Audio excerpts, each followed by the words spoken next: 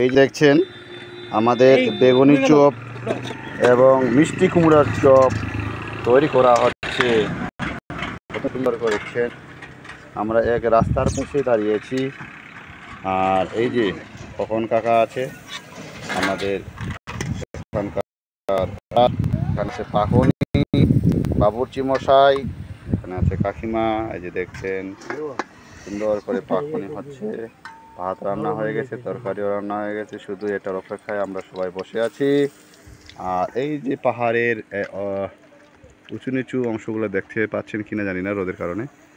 আমাদের বাসগুলো এখানে দাঁড়িয়ে আছে, এখানে রান্না বান্না হয়ে গেছে, সবাই স্নানের করতেছে ঝর্ণার জলে।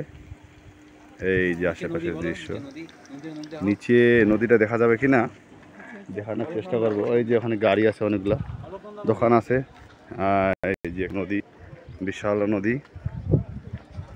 যে এই যে নদীটা, এই যে নদী।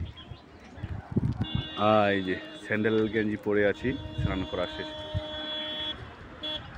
স্নান করলাম ঝর্ণার জলে। গাড়ি চলতে আছে, এখানে আশেপাশে গাড়ি চলতে আছে, মেন রাস্তা এটা অবশ্য। এই যে দেখছি।